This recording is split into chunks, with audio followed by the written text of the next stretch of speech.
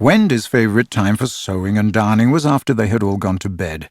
Then, as she expressed it, she had a breathing time for herself, and she occupied it in making new things for them and putting double pieces on the knees, for they were all most frightfully hard on their knees.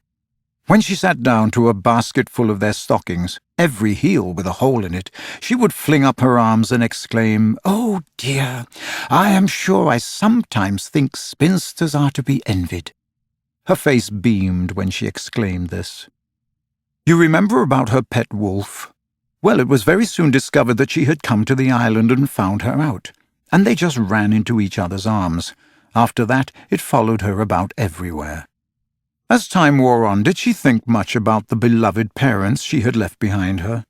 This is a difficult question, because it is quite impossible to say how time does wear on in the Neverland, where it is calculated by moons and suns, and there are ever so many more of them than on the mainland.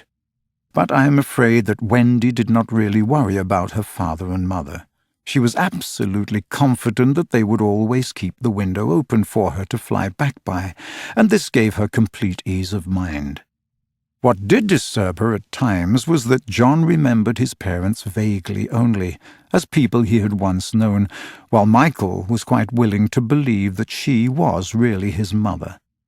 These things scared her a little, and nobly anxious to do her duty, she tried to fix the old life in their minds by setting them examination papers on it, as like as possible to the ones she used to do at school. The other boys thought this awfully interesting, and insisted on joining, and they made slates for themselves, and sat round the table writing and thinking hard about the questions she had written on another slate and passed round. They were the most ordinary questions. What was the colour of Mother's eyes? Which was taller, father or mother? Was Mother blonde or brunette? Answer all 3 questions, if possible. A. Write an essay of not less than 40 words on how I spent my last holidays, or the characters of father and mother compared. Only one of these to be attempted.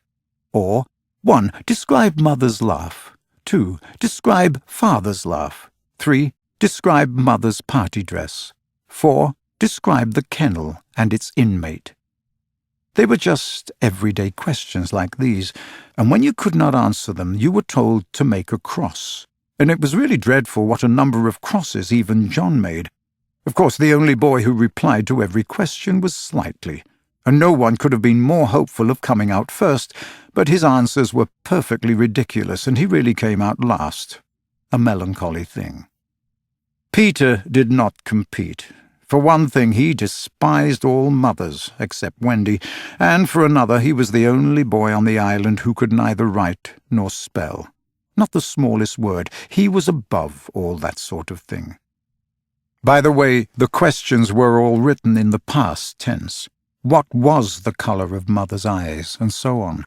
Wendy, you see, had been forgetting too. Adventures, of course, as we shall see, were of daily occurrence. But about this time, Peter invented, with Wendy's help, a new game that fascinated him enormously, until he suddenly had no more interest in it, which, as you've been told, was what always happened with his games. It consisted in pretending not to have adventures, in doing the sort of thing John and Michael had been doing all their lives, sitting on stools, flinging balls in the air, pushing each other, going out for walks and coming back without having killed so much as a grizzly. To see Peter doing nothing on a stool was a great sight.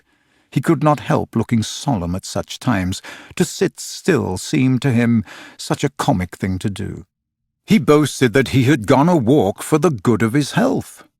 For several suns these were the most novel of all adventures to him, and John and Michael had to pretend to be delighted also, otherwise he would have treated them severely.